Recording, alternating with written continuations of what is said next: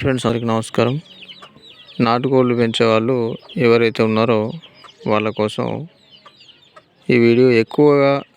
ఎక్కువ పిల్లలు కావాలి మాకు, ఆ, పిల్లల కోడిని తొందరగా పిల్లల్ని వదిలేయాలంటే ఏం చేయాలనేది ఈ వీడియోలో చూద్దాం. అయితే ఈ విధంగా మీరు ట్రై చేస్తే ఒక్క కోడితోని 50 సంవత్సరానికి 50 పిల్లలు తీసేది 60 నుంచి 70 పిల్లలు తీసే విధంగా చేయొచ్చు అన్నట్టు.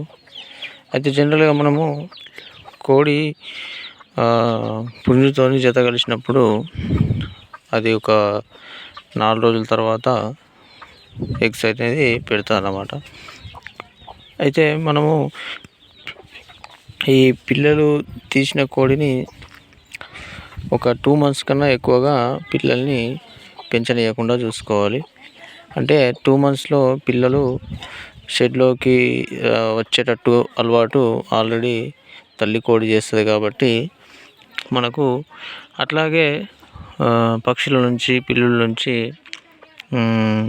కుక్కల నుంచి దాని సౌండ్స్ వల్ల పిల్లలకు ప్రతిదీ కూడా అర్థమయ్యే విధంగా ఆ కోడి అనేది చేస్తూ ఉంటుంది. అందుకనే 2 monthsలో ఆ పిల్లలు అనేది అన్నీ నేర్చుకుంటాయి అన్నమాట. మొత్తం ఏ సౌండ్ వస్తే ఎక్కడికి వెళ్ళాలి, ఏ చెట్టు కిందికి వెళ్ళాలి, పక్షుల నుంచి ఎట్లా రక్షించుకోవాలనేది మనము ఎట్లాగో మన పిల్లలకి నేర్పిస్తామో ఈ తల్లి కోడి కూడా పిల్లలకి ఈ విధమైనటువంటి సౌండ్స్ వల్ల నేర్పించడం జరుగుతుంది.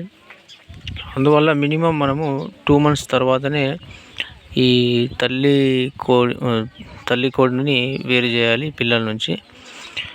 అంతకుముందు వేరు చేస్తే ఇవనేది రక్షణ కోల్పోయి వేరే కోడి పిల్లలు పూడవచ్చు, లేకపోతే పిల్లుల నుంచి వివిధ రకాల పక్షుల నుంచి ఎరగా మారచ్చు. కాబట్టి ఒక 2 months అయితే మనం తల్లితోనే పెంచాల్సి వస్తుంది. అయితే మనము ఈ వీడియోలో నేను ఇక్కడ నా దగ్గరనైతే నేను ఒక 2 months వరకు పిల్లల్ని తల్లితో ఉంచుతా. తర్వాత తల్లికి దూరంగా చేసి పుంజులతో క్రాస్ చేయించి మళ్ళీ గుడ్లు పెట్టించడం, మళ్ళీ పిల్లలు తీయడం అనేది ఈ విధంగా జరుగుతుందన్నమాట. అయితే ఈ పద్ధతి ఎవరైనా కొత్తగా చేయాలనుకుంటే ఈజీగా చేసుకోవచ్చు. మనము కొత్తగా ఇప్పుడు ఏదైతే తల్లి కోడి పిల్లలు తీస్తుందో వాటిని 2 months వరకు తిరగనివ్వాలి తల్లితో. 2 months తర్వాత వాటికి ఏ కోడైనా పొడవడానికి వచ్చినప్పుడు పారిపోయే విధంగా ఉంటే కనుక అప్పుడు మనము ఈ తల్లి కోడిని ఒక 4 days 5 days పుంజులతోని క్రాస్ చేయిస్తే మళ్ళీ అది గుడ్లు పెట్టడం స్టార్ట్ చేస్తుంది అన్నమాట. ఇట్లా చేస్తే ఏమవుతుందంటే మనకు తొందర పిల్లలు అనేటివి వస్తుంటాయి. అవి 2 months అయిన పిల్లలు బయట తిరగడం స్టార్ట్ చేసి వాటికి అవే మేత తినుకుంటూ బయట మనం వేసిన ధాన్యాలు ఉంటాయి కాబట్టి అది ఇది బయట తిరుగుతూ చక్కగా షెడ్లోకి రావడం అనేది జరుగుతుంది అన్నమాట. సో ఇది ఈ విధంగా చేసుకుంటే ఏమవుతుందంటే మీకు పిల్లల సంఖ్య పెరుగుతుంది అన్నమాట. అంటే మనకు ఒక్కొక్క కోడి ఒక్కొక్క రకంగా ఉంటుంది. కొన్ని కోళ్ళు పిల్లలు చిన్నగా ఉన్నప్పుడే వదిలేస్తాయి.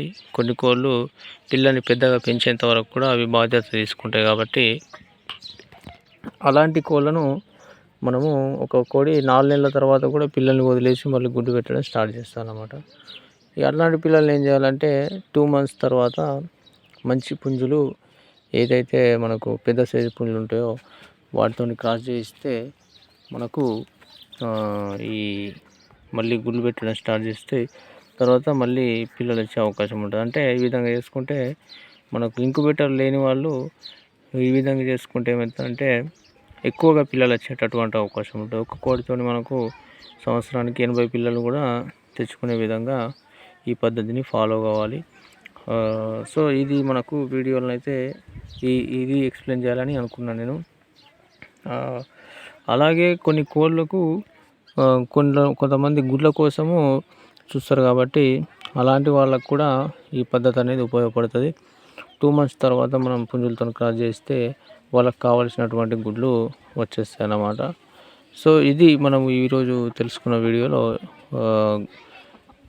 తల్లి కోడిని పిల్లల నుంచి ఎలా వేరు చేయాలనేది మీరు ఒకసారి చూడాలి. అది మీకు కోళ్ళు పెంచే వాళ్ళైతే అనుభవం ఆల్రెడీ ఉంటుంది కాబట్టి తల్లిని పుంజును ఒక గంట 2 గంటలు షెడ్లో ఉంచి లాకేసేస్తే అవి క్రాస్ చేసుకుంటాయి అన్నమాట. పిల్లల్ని అప్పటి వరకు మనం ఎక్కడ గంప కిందనో ఎక్కడో ఉంచితే సరిపోతుంది.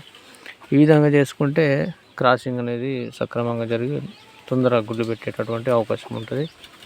సో మనకు ఈ వీడియోలో ఈ పద్ధతిని ఎవరైనా ఫాలో అవ్వాలనుకుంటే ఈ వీడియోని లాస్ట్ వరకు చూస్తే మంచిగా అర్థమవుతుంది. ఇట్లా ఫాలో అయితే కూడా మనకు పిల్లల్ని ఎక్కువ తీసుకోవచ్చు. మన ఛానల్లో ఇలాంటి మరిన్ని వీడియోస్ కోసం మన ఛానల్ని సబ్స్క్రైబ్ చేసుకోండి. ఈ వీడియో నచ్చితే ఒక లైక్ చేయండి. Thank you for watching.